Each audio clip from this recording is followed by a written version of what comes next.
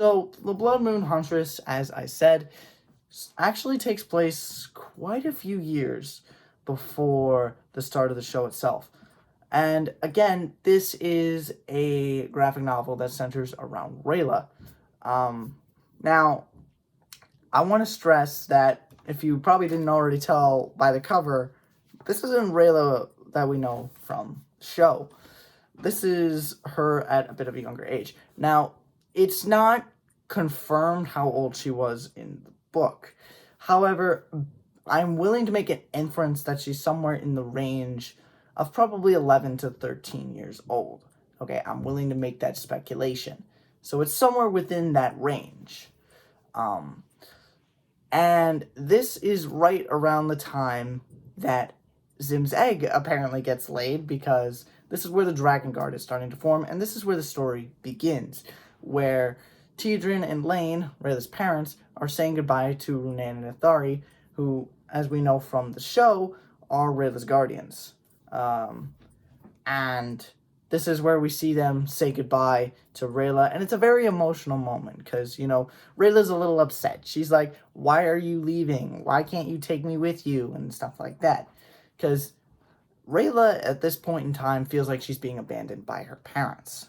Okay? And I can completely understand it from the lens of someone who is 11 to 13 years old. Like, she doesn't really have a full grasp of, the sense of duty and the sense of honor that her parents have about, I have this duty that I have to fulfill in order to protect the ones I love. And that's kind of a continuing theme within Moonshadow Elf culture, at least from what I've gathered in the show, and also in the graphic novels as well. And then right afterwards, Runan and Ithari kind of set up their house in a way. It was like, hey, welcome home and stuff like that for Rayla. But Rayla's like, this isn't my home at all. Again, she's 11 to 13 years old, and her parents just left to go guard a dragon's egg. So yeah, she's not exactly very enthusiastic about everything at this point in time. And honestly, it's completely understandable. And in the next scene, after Rayla's welcome home party at Runan and Ithari's house, is she's waking up the next morning, and Ithari's like, good morning, Rayla. What would you want to have for breakfast? And Rayla kind of teases Ithari, is like, I want this really elaborate breakfast. And Ithari's like, uh-oh. And she's like, relax, man. I just want some scrambled eggs or something. I don't know what the Moonshadow Elf equivalent is to that at all. And then she kind of looks at Runan, and he's kind of got like a little bandage around his hand or something along those lines. And Runan Rayla kind of asks Runan, why he's hurt. And Runan kind of shoves it off and eventually goes to bed. And then Ithari kind of shows Rayla what, he does a little bit. He's a bit of a metal mason or something like that. He's a blacksmith, let's say. And he works with all different kinds of magical artifacts and stuff like that. And he also kind of talks about how the festival that's coming up kind of has a different name associated with it.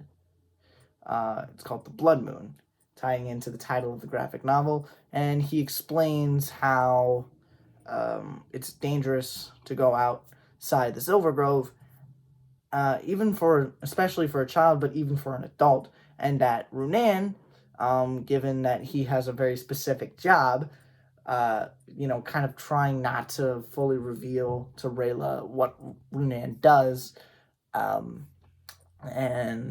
that he has the tools and the abilities to keep himself safe and protect himself.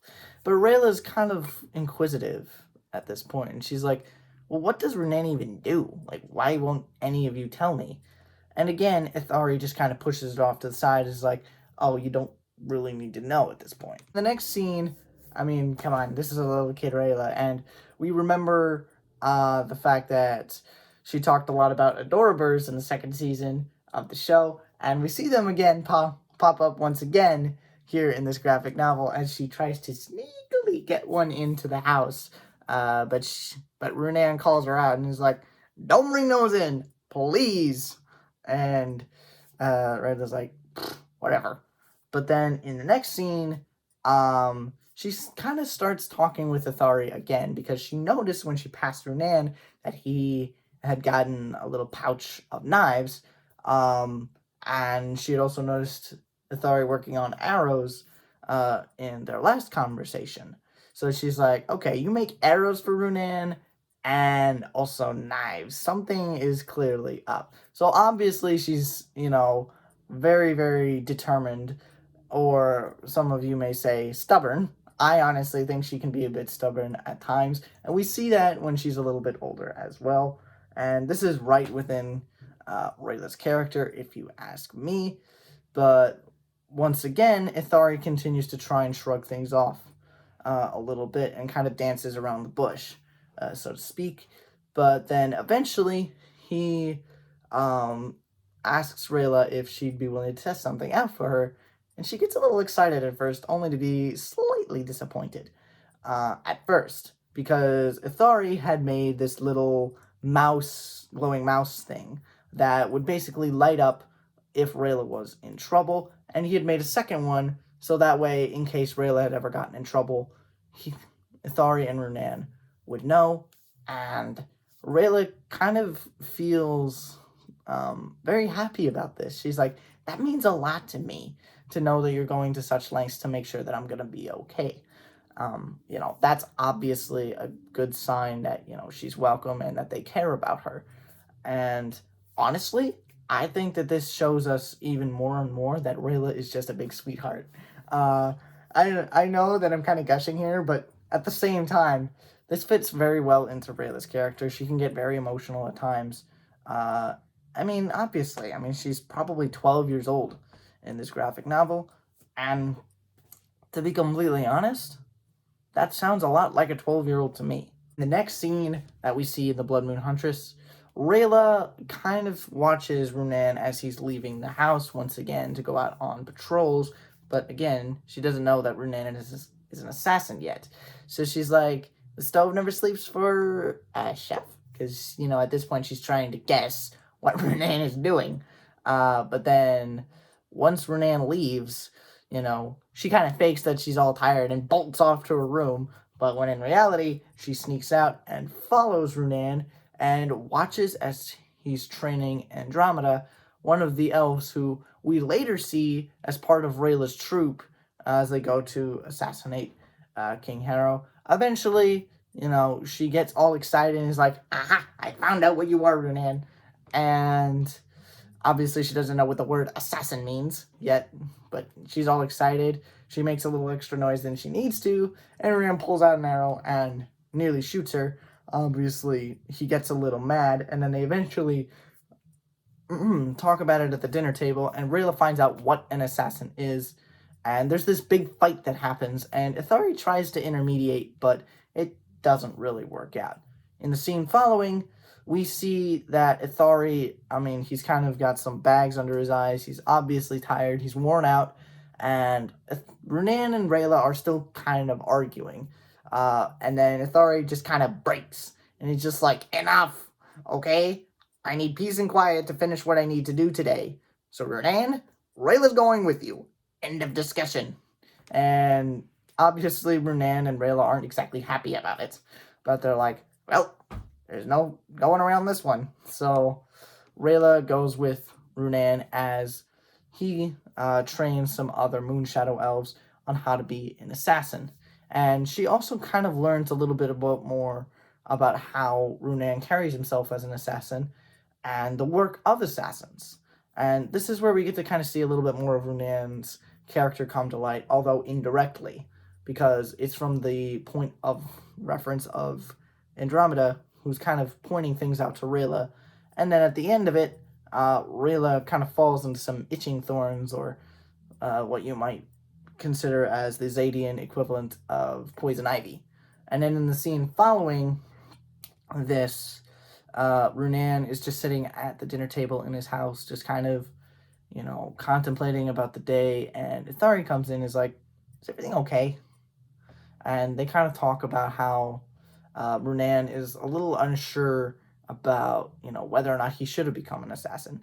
But Ithari's like, your hands sometimes do some incredible things that some people don't have the courage to do, and I I love you for who you are.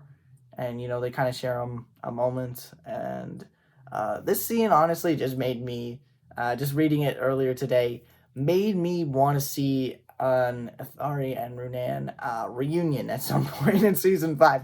Like, I want to see that so bad.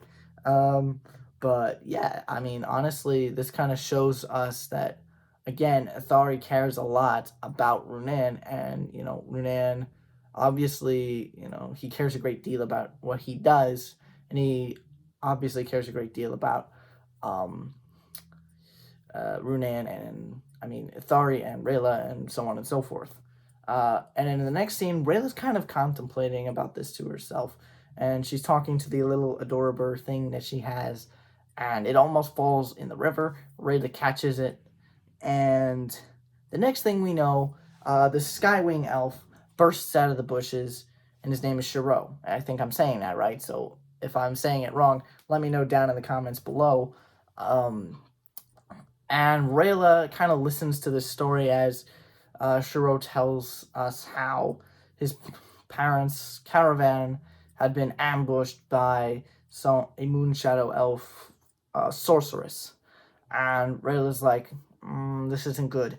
But she immediately knew to go to Runan and Athari. So she tells Shiro to wait where he is as she goes and gets Runan and Athari. And eventually she gets to Runan and Athari and lets them know what's going on. And they're like, kind of skeptical about it because the harvest moon is coming up, or the blood moon. And they're like, the force might be playing tricks on her, but we might as well check it out. So they go to check it out, but lo and behold, Shiro isn't even there. So they're like, you were making this up. So Rayla, being Rayla, eventually is trying to convince them that, she saw something and that Shiro was real. And Runan and Athari are like, we believe that you did see something, but it might have been some kind of illusion or something. Obviously, Rayla, being as stubborn as she is, she doesn't give up, and she tries to convince some guards, but they, again, think she's just messing around. And they kind of push her off into a festival that's going on, and Rayla eventually ducks under some crates. And this is the first time we see her go into her moon shadow elf form. Now, I want to point out something here, and this is mentioned a couple of times throughout the book. It is incredibly hard to attain the moon shadow form for these elves, and it's hard for people who are even twice Rayla's age, so like in their mid-20s, it's hard for them to do it. And the fact that Rayla's doing it at 12 and was able to maintain her moon shadow form for a long period of time is mind-blowing. So Rayla, now being able to disguise herself and be almost invisible, she goes off in search of Shiro and eventually finds him by this old mausoleum thing. And eventually, they almost get discovered by the Bloodmoon Huntress, who's getting ready to sacrifice Shiro's parents. And, she eventually goes invisible looking for them because, like, a twig snapped or something. And then from there, Rayla's like, okay, she's gone. Let's try to get your parents out of here. And they attempt to do so, but the Bloodmoon Huntress surprises them from behind, and Rayla snags a little vial of blood that's just sitting there on the altar where this whole thing is going on, and she bolts. And she's like, Shiro, get your parents out of here. I'm going to lead her away. Being the hero that she is. Even at this age, like, she's got tremendous courage. And eventually, the Bloodmoon Huntress corners her, and she falls into a river, and the Bloodmoon Huntress gets the vial back. And this is where we see that Runan and Athari realize that Rayla's in trouble and go after her. And Rayla almost drowns in the river before Runan and Athari pull her out. I want to make a quick side note here. This is probably why Rayla's so afraid of water, because, like, she almost drowned. That's incredibly traumatic. So the fact that she probably is so afraid of water, this is probably why. And when I first saw this scene for the first time, I was like, yeah. If I was Rayla, I would be afraid of water too. But anyway, getting back to the story, Runan and Athari finally believe Rayla, and the three of them go to rescue Shiro and his parents. And then we eventually see Runan square off against the Bloodmoon Huntress just before she's about to sacrifice Shiro. And Athari's shooting some arrows, Runan's swinging his blades, and eventually they subdue the Bloodmoon Huntress with an arrow to the arm, but she vanishes. And she says that she will come back to get vengeance on them, and she swears this on Zadia itself. And then Runan, he got injured during the fight with like a little cut on his side.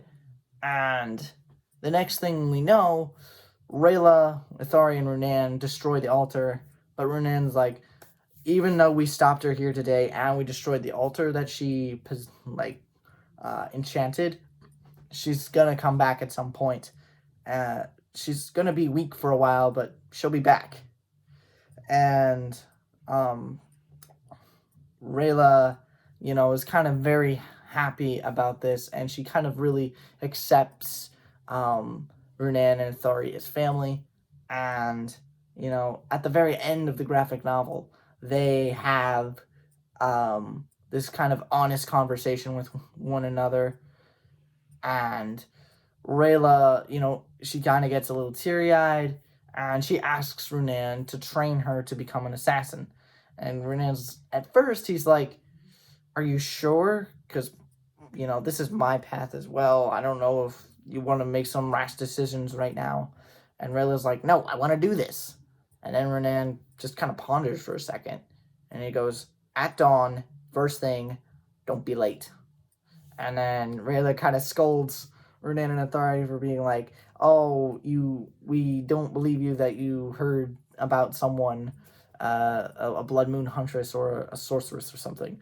And then Athari is like, yeah, we're sorry about that. I hope you can forgive us. And Rayla's like, all right, I forgive you. I'm just giving you a hard time here.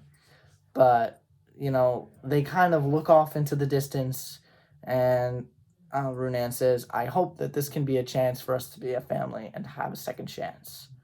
And Athari's like, a second chance for all of us would actually be quite nice. And that's the ending of the Bloodmoon Huntress.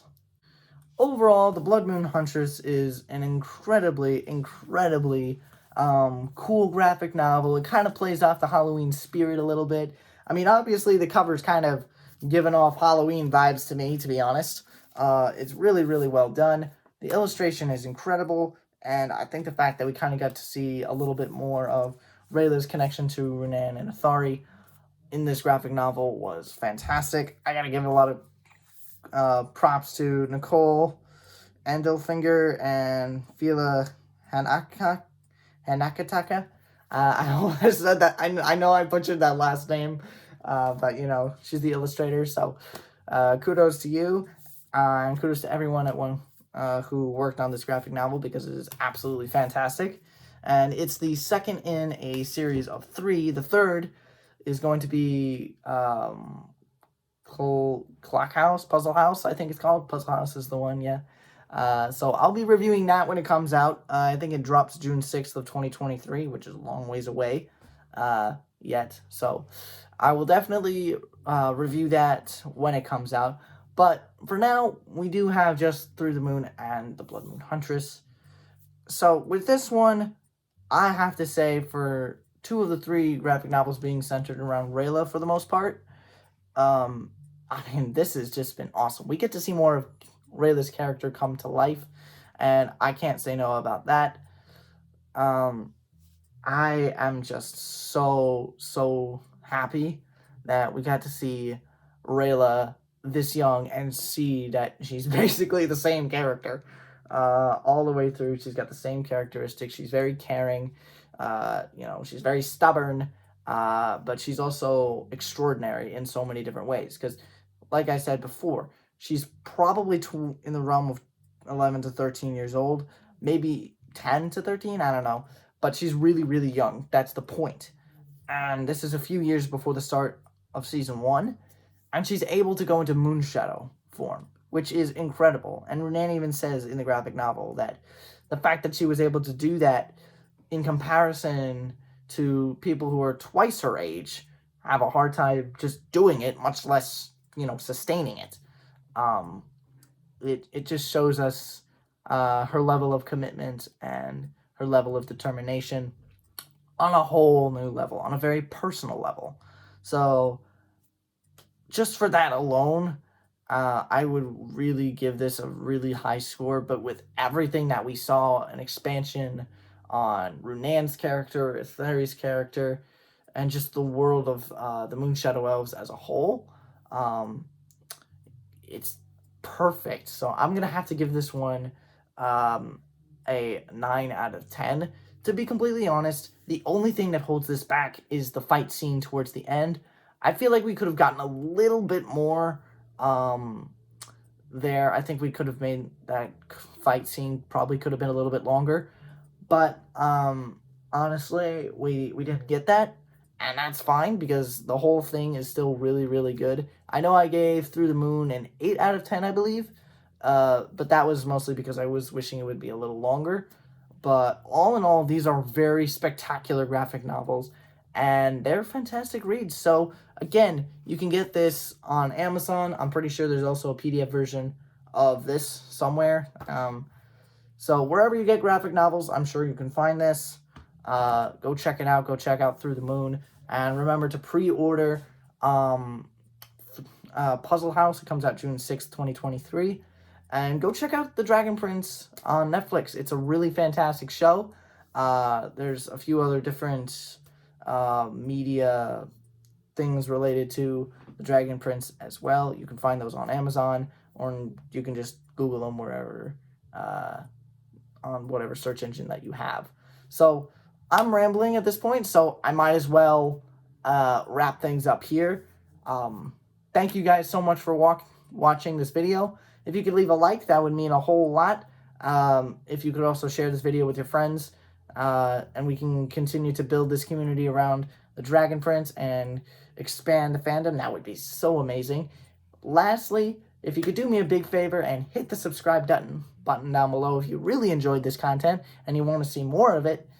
Subscribing is a great idea because once the new year comes, I'm going to be posting Monday, Wednesday, and Friday, and I've got a lot of Dragon Prince content coming out. I'm going to be recapping the entire series as a whole, and I'm going to be breaking it down into 4 parts, each part for each individual season, and I'm going to go into each episode in depth, so keep an eye out for that. As always, thank you so much for watching, and stay safe, stay warm, stay happy, and it's never goodbye. It's just till next time.